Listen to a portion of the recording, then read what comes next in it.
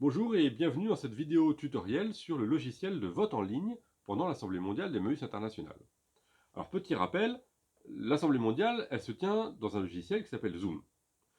D'autres vidéos vous expliquent comment installer Zoom et comment l'utiliser pendant l'Assemblée mondiale. Elles sont disponibles sur le site assemblée-mondiale-emmaüs.org. Ici, on va parler uniquement du logiciel de vote en ligne qui ne sera utilisé que par les personnes qui ont le droit de vote de leur groupe. Pour accéder à ce logiciel, il vous faudra un navigateur Internet.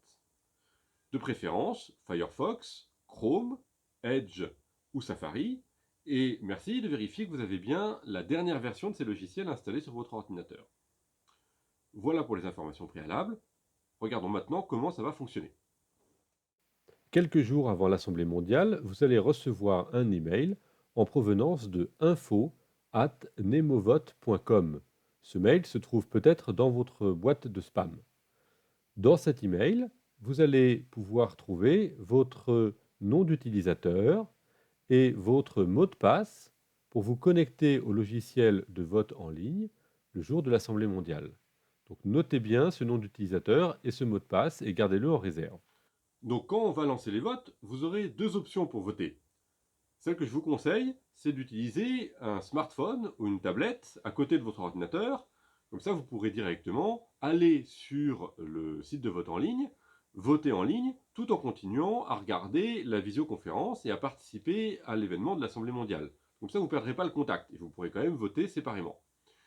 Mais vous pouvez également, dans votre ordinateur, pendant que la conférence Zoom est ouverte, cliquez sur les liens qui vous seront envoyés à ce moment-là, ça ouvrira un navigateur et vous pourrez voter à travers ce navigateur dans votre ordinateur.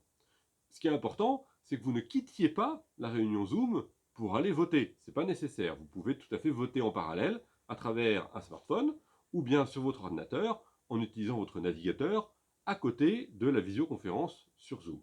Et quand vous avez fini de voter, vous fermez les fenêtres concernées et vous revenez sur la visioconférence Zoom pour voir les résultats et continuer avec nous. Alors, lorsque les votes seront ouverts, vous verrez un PowerPoint affiché comme celui-ci, avec un QR code pour celles et ceux qui sont à l'aise avec le QR code. Vous pouvez le scanner avec votre téléphone, ou bien aller dans le chat pour cliquer sur le lien permettant d'aller sur la plateforme de vote en ligne. Là, vous allez pouvoir d'abord commencer par sélectionner la langue dans laquelle vous souhaitez accéder à la plateforme. Et ensuite, il vous faut entrer le nom d'utilisateur et le mot de passe tels qu'ils vous ont été envoyés dans l'email dont on a parlé précédemment. Donc si vous ne les avez pas, référez-vous à votre boîte mail pour retrouver ces identifiants et ce mot de passe. Vous vous connectez, et là, vous voyez que au moment où je me connecte, aucun vote n'est ouvert. Au moment où les votes vont être ouverts par les animateurs de la séquence, vous allez voir qu'une icône va s'activer pour vous indiquer qu'il faut mettre à jour la page. Voilà, en haut à gauche, vous voyez qu'il y a maintenant un petit 1 qui est apparu et on voit qu'on peut actualiser la page pour accéder au nouveau vote. Il y a également une petite fenêtre qui s'est affichée en bas de votre écran. Vous cliquez pour actualiser la page et là vous voyez qu'on arrive sur une proposition de vote. Pour voter, il faut aller à droite dans la colonne Action et cliquer sur la petite icône en forme de bulletin de vote. Quand vous êtes entré dans le vote, dans le bulletin de vote, vous choisissez la réponse correspondant à votre vote. Ici, par exemple, je vais voter pour. Vous cliquez sur Voter. On vous demande une confirmation. Vous pouvez encore modifier votre vote à ce stade. Si vous cliquez Oui, votre vote est confirmé. Voilà, maintenant, j'ai voté, je peux revenir à mes votes. Ici, on peut voir que mon vote a bien été pris en compte. J'avais une voix, elle a été enregistrée, et je ne peux plus voter. Maintenant, que se passe-t-il si j'ai plusieurs votes parce que j'ai une procuration?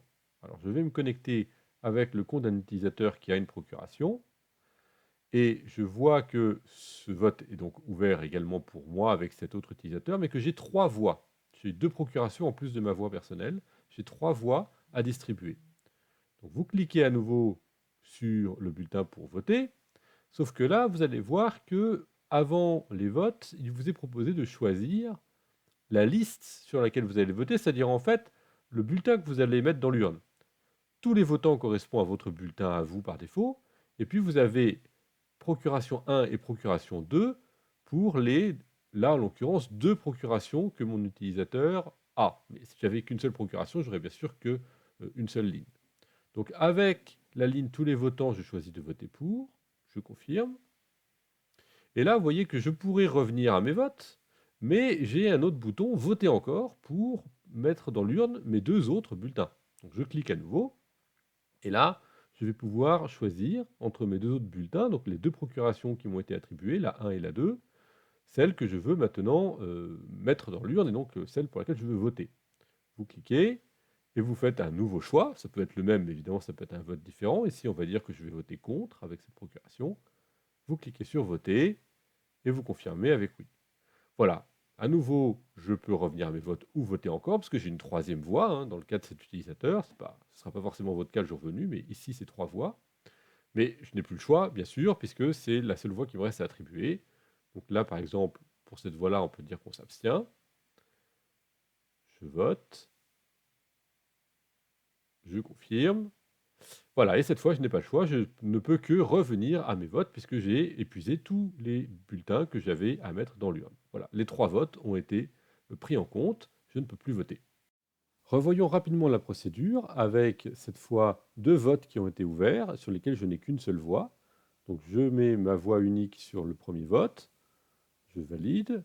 J'ai un 2e vote qui est ouvert en même temps, je mets ma voix sur ce 2e vote, je valide. Je confirme et je peux retourner au menu principal. Je vois que toutes mes voix ont été attribuées, je ne peux plus voter. La session de vote est donc terminée. Quand vous avez fini de voter, il vous suffit de revenir sur la visioconférence Zoom parce que c'est là que les résultats seront donnés et annoncés par le bureau de vote. Donc ce n'est pas la peine de rester sur le logiciel de vote en ligne. Vous pourrez y retourner pour les votes suivants lorsqu'ils seront ouverts. Voilà pour cette vidéo, j'espère que vous avez bien compris.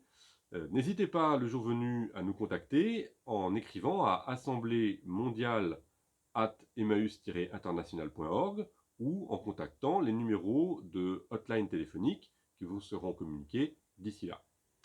J'espère vous retrouver toutes et tous pour l'Assemblée mondiale. À très bientôt.